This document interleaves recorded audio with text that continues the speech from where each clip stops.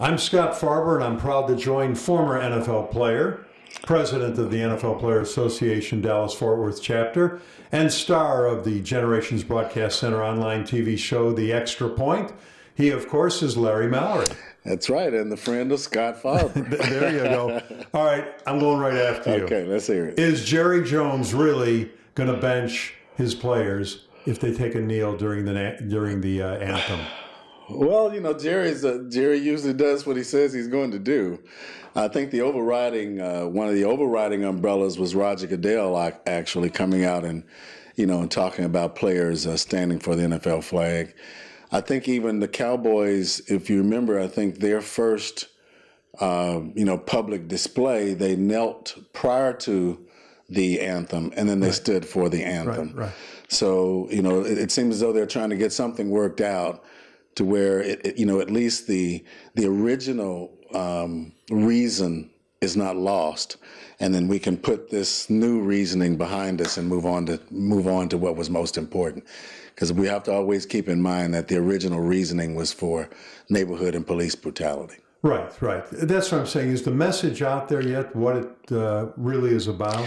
I'm starting to see some qualitative, supportive response from many of the veteran players. Doug Baldwin, for instance, from Seattle, had a very good response as to improving, bringing back the DARE program in elementary schools and inner city schools, promoting a de-escalation process and the training elements for police. So, when we get into those type of specific, answers or specific content to the question, I think it brings up what we were really starting to talk about a little better than it was. It was not about the flag, and as we spoke about before, or the veterans, right, and as we spoke about before, the health issues relating to military veterans and NFL players are so similar that we're always going to be on the same page. Right. That was something we were talking about the other night. Obviously not on the podcast, but there are some studies being done on World War II veterans. Yeah.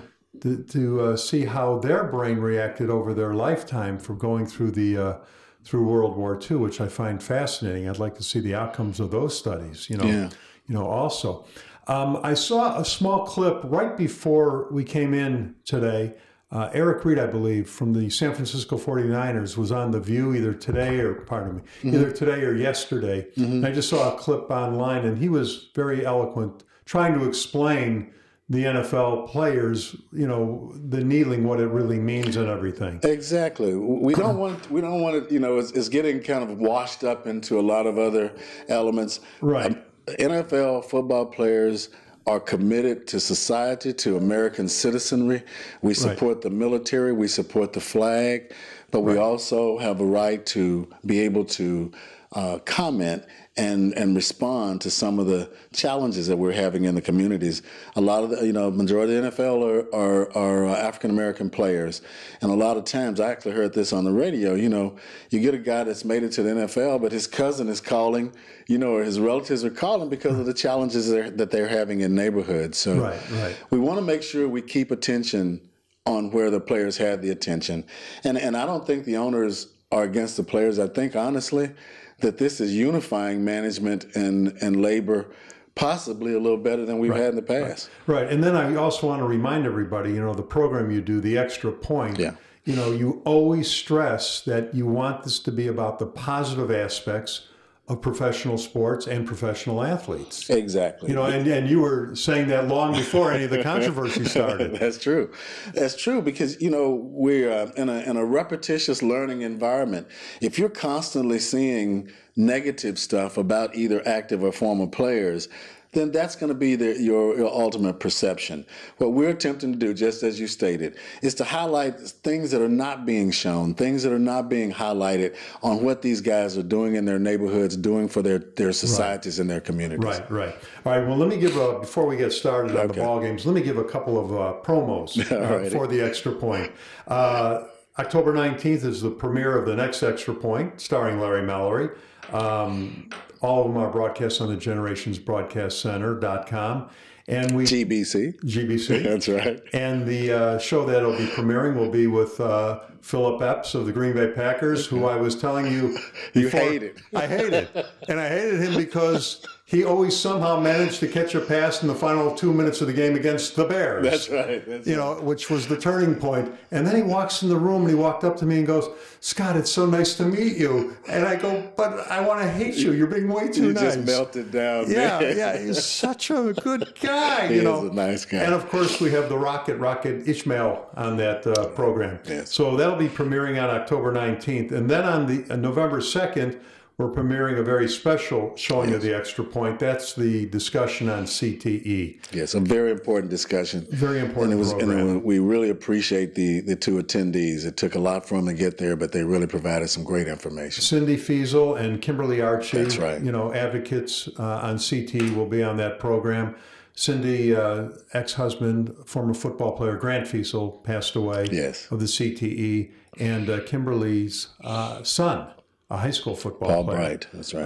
Also passed away. So it's a remarkable program. So make a note on November 2nd, that program Take a look at will premiere on the website. Okay, week 5. Larry, there were so many close games. All the scores were so close. And I just keep thinking what you say, it's not the score, it's the W. It's the W. You know. And can you see the parity that's sort of coming in the league? I mean, we only have one undefeated team. Right. In the entire league. And I was just looking around, and with the first, I guess this is actually the first quarter of the NFL season, right? Right. Yeah, so we're moving into the second quarter. Right. And at the end of the first quarter, I researched and found that the last place teams, well, first, that the NFC South was the strongest division, right? With Carolina, Atlanta, New Orleans, and Tampa Bay. I mean, the last place team is 2-2. Right. But if you take the other 7 divisions, the last place teams in the remaining 7 divisions had won a combined 3 games only. And, right. and unfortunately, the Giants were one of those. Yeah. So I don't know, this league, the parity is coming about. You know, I think that obviously we've talked about in former podcasts the point that injury plays. Right. And a lot of these teams, you know, we have a pretty good amount of injuries going on right now. Well, you know, it's funny, you know, Pete Rozelle, you know, was big on the parity. And there was always talk years ago when we were kids about how they don't want parity. They just want, you know, we're better than you. We're going to go out there and beat you every year. A dominant force. Yeah, and it's the league is better off when there's parity, because every game is competitive. That's true. You know, and all the losers of last week, like I said, you know, they're a field goal away, of changing the whole game around. That's true, but at least we didn't have as many overtimes as we had the week before. Well, that's right. Well, so you're okay with the Pats 19 and the Bucks 14? Well, I mean, are the Pats okay to be winning games like that? You know, the Patriots, as we always say, they know how to win. I think they're facing some challenges now, though, with Brady. I think Brady is a little injured right now, so that might be a challenge for him going forward. They got some defensive injuries as well. Honestly, that surprised me. I thought that Jameis was just sort of on a roll, right? And but it was a close game, and obviously, again, we always talk about that the Patriots are one of the few teams that plays from minute 1 to minute 60. Right. Now, was there a surprise here? I know it wasn't a big important game, but the Bengals beat Buffalo. Buffalo was off to a great start, and now they kind of stepped back a little bit, which kind of surprised me. But now the Bengals that have looked so poor at the start of this year, have won a couple now. I guess I can say welcome back Andy Dalton. Yeah. Because the previous games he was, not that player that we wanted him to be. He is a Texas guy, a TCU guy, so I was just happy to see him win a game, actually. Yeah. Or win another game, because he was 1-3 going in, I think. Now the Panthers and the Lions, the Panthers won 27-24. Mm-hmm. The Lions, we talk about their quarterback, how good he is and everything. Are they ever going to quite get over the hump? That's a great question, Scott. My statement about Stafford, and that's what we're talking about, the Detroit quarterback. My statement this week was going to be a somewhat of a tribute to his leadership. I mean, he was injured. I think he has an ankle and a knee, but he was injured. He still got out there and played. Played a pretty good game. Didn't win it, but played a pretty good game. But that type of leadership, I think, transfers very well throughout the team. When your teammates see you go out there and play like Stafford did and still, be there for the team, it sort of motivates the team in some way. So I don't think they're headed south. I think that Stafford is going to come back around, and I think that they're still going to be a viable team. Well, the Chargers beat your Giants. Yeah, wow. One of them had a win. Yeah, well, I guess it could have been a tie, but the Chargers won the game. Yeah. For the first victory out of the two teams. Yeah. You didn't want to see me cry, though, did you? I finally believe you're a Giant fan now. The Chargers beat the Giants, and 4 other teams have beat the Giants. I mean, we're 0-5 now. Yeah. I don't see where we're going to rebound. Our defense is staying out there on the field a long time now. We're not scoring. We don't have our running game is not effective as it was. But all right, just a few stats. Last year we were in the top 10 in defense last year. I thought it was very interesting. I've been a little hard on Eli. Right. But I'd like to hear your response to this because, his brother was getting a statue. Right. At his game. Right. And then Eli was like a statue in the... Oh. Okay, all right. No. That's my shot at being a comedian. Yeah. But all I saw him doing was being a statue back there in the backfield because everyone knows where you are. Yeah. See, these big running quarterbacks are becoming very, very important to the league because it's putting more pressure on the defense, and it's meaning that I'm now playing 11 on 11 and not 11 on 10. All right, so let's talk about that for a minute. So what is management thinking? This season's a wash. They're done. With the Giants, right? Right. So are we already planning what changes need to be made for next year? I mean, how does the coach go in there and bust some chops at practice to get people to be motivated to play? Why do the players care now? Well, and what's management thinking about next year now? What's going on? Well, now management is kind of under the microscope to see, okay, how will you turn this around? Right. What will you do to turn it around? Now, the Giants, each team's, pitcher is differently. With the Giants, in one game, Scott, all 4 receivers gets injured. Right. Shepard, Harris, Beckham, and Marshall all get injured. So they're decimated as a receiver. They don't have a running game. So now the question is, the pressure is really on McAdoo because those guys that are above him are looking down and says, okay, now what are you going to do? This is kind of how we pay you. Yeah. He's been successful before as not a head coach but an assistant coach. So maybe he has a plan of action to move forward, and let's hope he does. Yeah. And what is the mindset in the locker room now?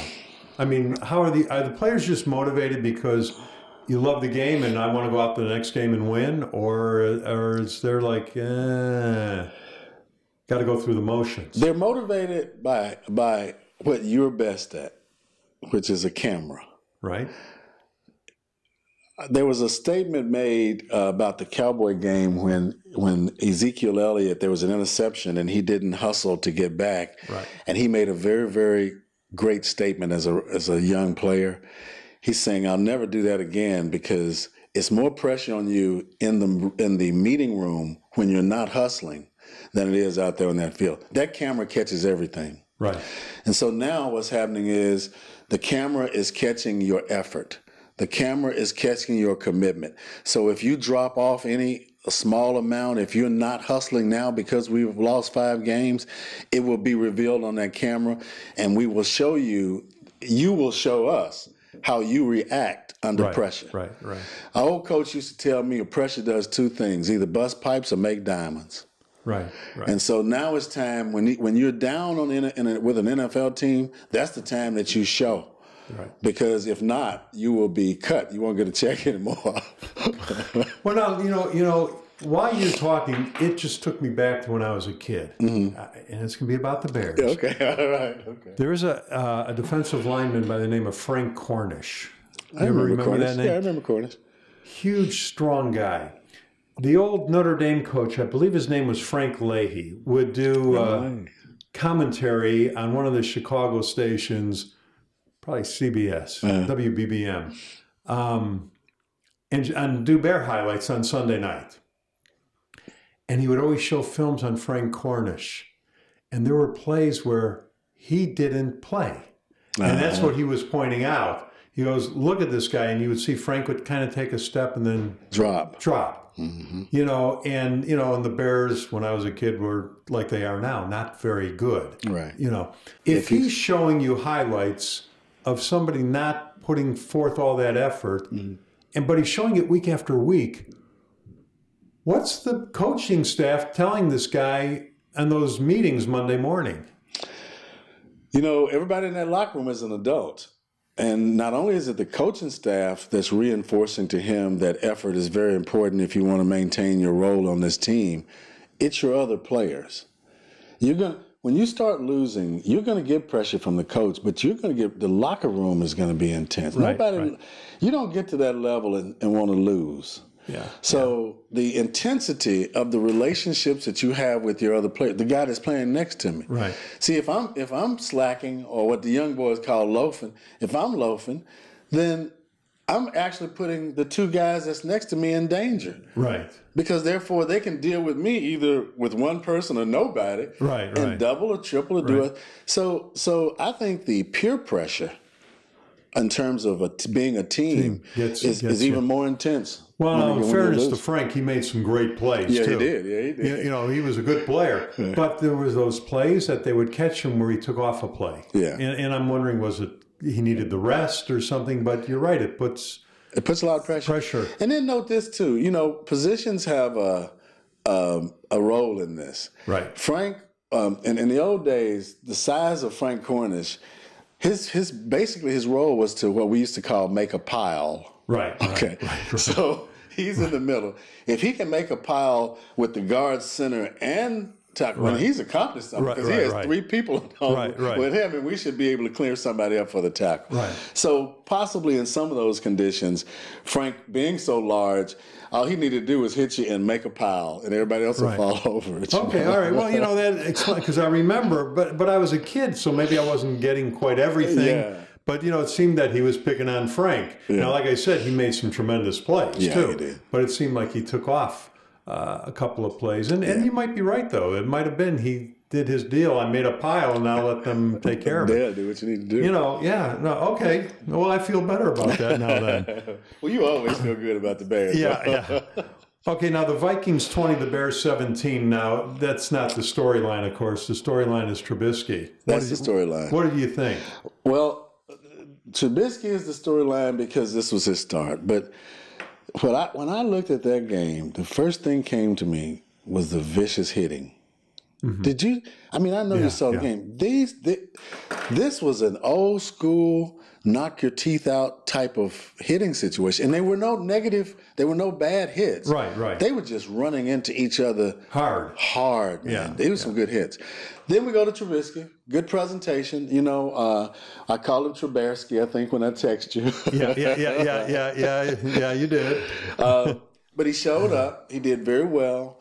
That final interception, I hope that doesn't, affect him in any way, but I'm sure that's when coaching kicks in to let him know. That ball he threw was a rookie ball. Right. The angle that receiver was taking, if that ball is not like Aaron Rodgers possibly would have put it far out to the sideline, 22 would have never had that angle.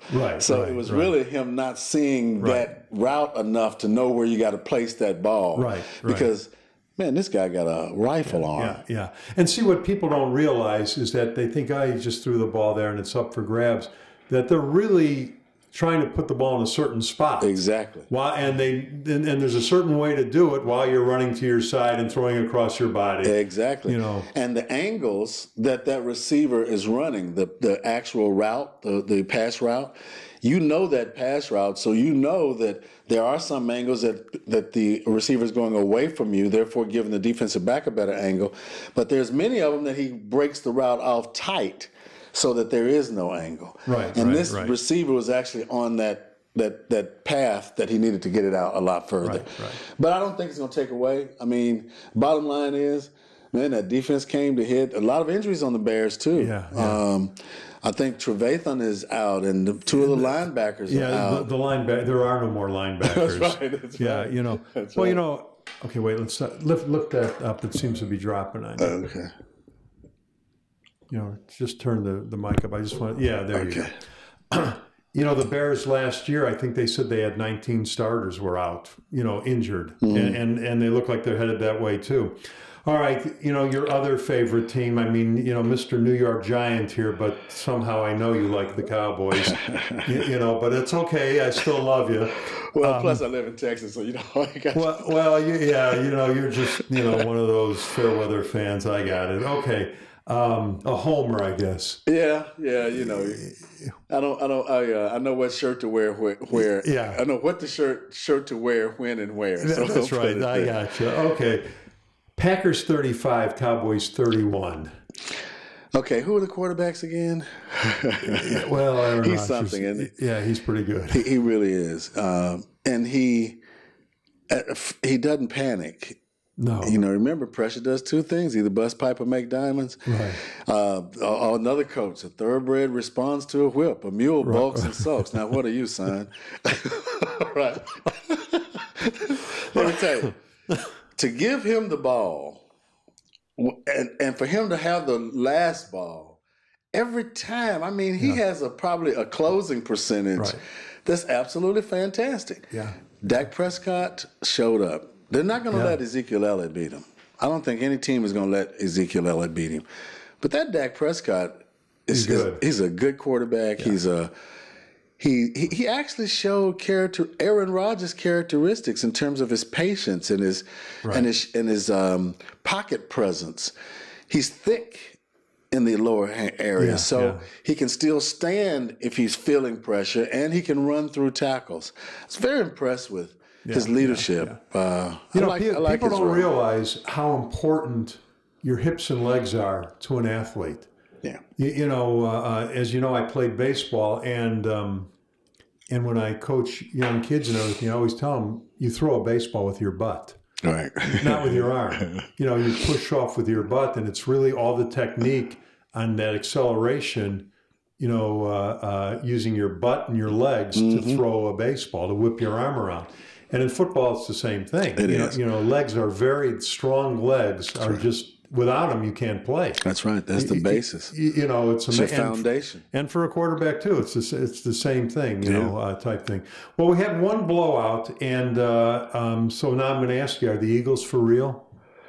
They looked for real so far. They what was that final score? 34-7, I believe, over Arizona. And Arizona, you got to say that they're trending down. They are, I think. Arizona just traded for Adrian Peterson. Yeah, is that going to help them? Well, the running back that they had that would take the pressure off the quarterback is injured. I think it's Johnson, Derek Johnson, one of the Johnson kids. And if you don't have a running game, you can stack a defense. And if you don't have a running game, and then you can stack the defense and overload and take away everything. Now, his number one receiver is Larry Fitzgerald, who's a Hall of Fame candidate. He's going to go to the Hall of Fame, but he's not as fast as he used to be. Right. So they really don't have offensive weapons. Their defensive weapons are still there. They seem to be intact. I think Honey Badger came back this week. Right.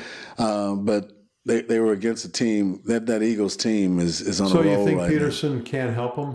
I think he can. I think Peterson can help them. I think that I'm calling the Eagles now the Z effect. Right? They got Zach Ertz. Right. Starts with a Z, ends with a Z. They got Carson Wentz. Ending with a Z. How do you come up with these things? Well, you told me to go. And so 4 touchdown passes. They were 21-0 at the first quarter. Yeah. I mean, they're just they're clicking right now with the Z team. They're And Wentz is he surprising you, or were you expecting him to be this well? I was not expecting him to be this way, but what's surprising me and what I was satisfied to know is that I didn't know he was 6'5". Right. And so, I've always talked about this new breed of quarterback. Number one, you have to be able to see. If you have defensive linemen that's 6'4", 6'5", and when they raise their hands, they're 7 feet, and you're 6'1", you're looking in their face, in their chest. Right. So these larger quarterbacks that are mobile but can still see, I think that's the way of the future for the NFL. All right, so that was, we just completed week 5. Week 5. We're heading into week 6. I pulled a couple of games that you need to talk about. Oh. All right, I'm going to surprise you here. The 3-1 Broncos are playing the 0-17 Giants. Well, I just pulled the number out of the air, but that's a bad number to pull. They're 0-5.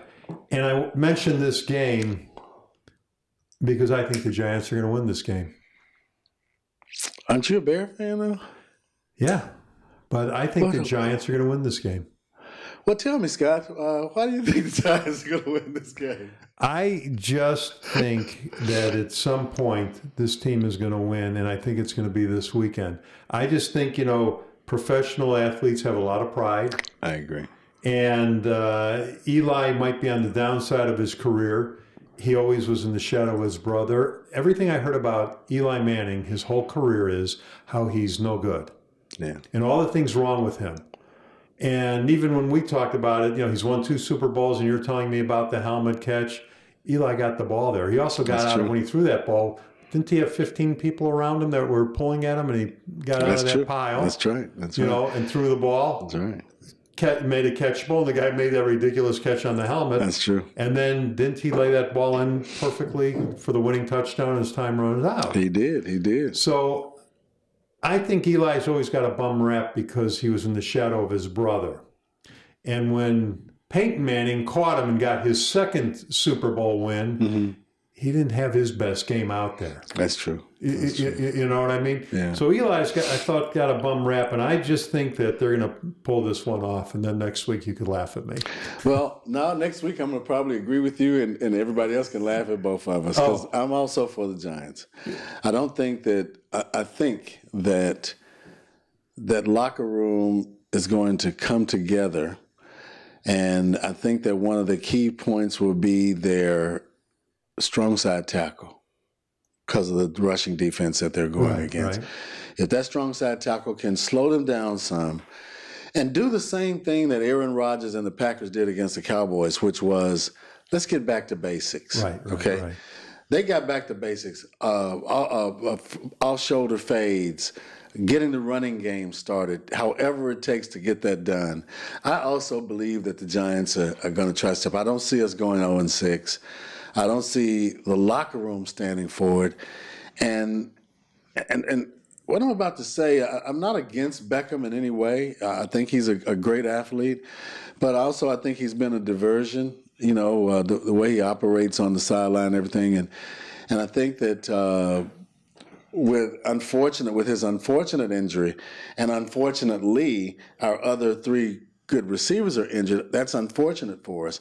But I do believe that the leaders in that locker room are going to gather the guys and try to get us on the right path, so at least we get a win. And Beckham, I liked when he was being carried off the fact that he was crying. Well, no, you're laughing, but there was something about that showed me here's all his emotion, that he seemed to really care. Well, he is a demonstrator of emotion. I would agree with you on that. Yeah. So I'm learning from you today is that you don't really like the people that have all the antics going on around them. No, I like the antics. Well, no, I agree with the antics, because the antics right now are aligned to the age of the guys that are playing. What I don't like, though, is aggressive demonstrations of unteam-like things, especially if it relates to you individually.